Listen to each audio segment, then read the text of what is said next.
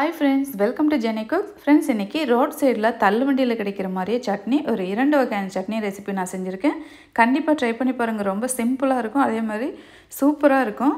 நல்லா சுட சுட இட்லியோட இந்த சட்னியை வச்சு நம்ம சாப்பிடும்போது அந்தளவுக்கு சூப்பராக இருக்கும். இப்போ வாங்க இந்த 2 வகையான சட்னி எப்படி செய்யுதுன்னு பார்க்கலாம்.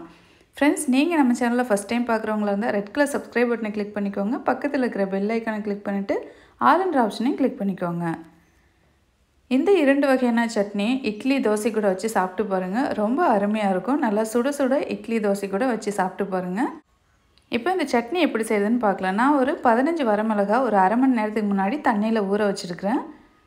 இப்போ ஒரு மிக்ஸி ஜார் எடுத்துக்கோங்க. இப்போ நம்ம ஊற வச்சுருக்கிற வரமிளகாயை இது கூட சேர்த்துக்கலாம். இது காரம் கம்மியான மிளகாய், அதனால் நான் 15 சேர்த்துருக்கேன். காரம் அதிகமாக இருந்தால் ஒரு 5-6 மட்டும் சேர்த்துக்கோங்க. இது கூட ஒரு 150 கிராம் அளவுக்கு சின்ன வெங்காயம் சேர்த்துருக்கேன். ரோட் சைடெலாம் பார்த்திங்கன்னா பெரிய வெங்காயம் தான் சேர்ப்பாங்க. நான் வந்து சின்ன வெங்காயம் நிறையா இருந்தது, அதனால் சின்ன வெங்காயம் சேர்த்துருக்கேன். நீங்கள் வந்து பெரிய வெங்காயம் சேர்த்து செஞ்சுக்கோங்க. 150 கிராம் வெங்காயம் நான் சேர்த்துருக்கேன்.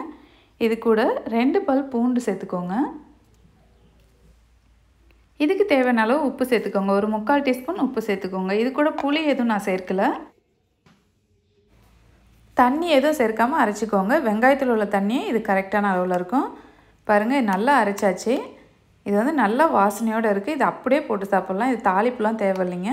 தாளிப்பு வந்து நம்ம பழகியாச்சுன்றதுனால கொஞ்சமாக நம்ம தாளித்து கொட்டிக்கலாம்.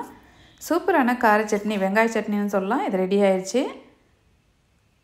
இப்போ அடுத்த சட்னி வந்து நம்ம தயார் பண்ணிடலாம். இப்போ தேங்காய் சட்னி அரைக்க போகிறோம். ஒரு மிக்ஸி ஜார் எடுத்துக்கோங்க. அதில் 2 பச்சை மிளகாய் சேர்த்துக்கலாம். இந்த மாதிரி வளர்த்தியாக இருக்கிற பச்சை மிளகாய் வச்சு நீங்கள் சட்னி அரைங்க. அப்போ தான் சூப்பராக இருக்கும். குண்டு மிளகாயில் அந்தளவுக்கு டேஸ்ட்டு கிடைக்காது. இதில் ஒரு சின்ன துண்டு இஞ்சி சேர்த்துருக்கேன். 2 பல் பூண்டு சேர்த்துக்கோங்க. இப்போ ஒரு அரை மூடி துருவின தேங்காய் சேர்த்துக்கோங்க.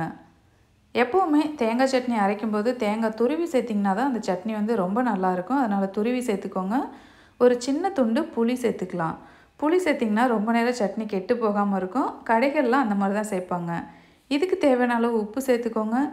எந்த அளவு தேங்காய் துருவல் சேர்த்திங்களோ அதே அளவு பொட்டுக்கடலை சேர்த்துக்கோங்க. இப்போ ஃபஸ்ட்டு தண்ணி சேர்க்காமல் நல்லா கொரகொரப்பாக அரைச்சிக்கலாம். அரைச்சதுக்கப்புறமா தண்ணி சேர்த்துட்டு நீங்கள் அரைச்சிக்கோங்க. இது வந்து ரொம்ப நைஸாக அரைக்கக்கூடாது, கொஞ்சம் கொரகொரப்பாக இருக்கணும். அப்போ தான் நல்லாயிருக்கும். இப்போ அரைச்சதுக்கப்புறமா வேறு ஒரு பாத்திரத்தில் மாற்றிட்டு இதுக்கு தேவையான அளவு தண்ணி சேர்த்துட்டு நல்லா கலக்கிக்கோங்க. இதுக்கும் தாளிப்பு வந்து அவசியம் இல்லை, இருந்தாலும் நம்ம தாளிச்சிக்கலாம். இப்போ 2 வகையான சட்னி வந்து நமக்கு தயாராகிடுச்சு.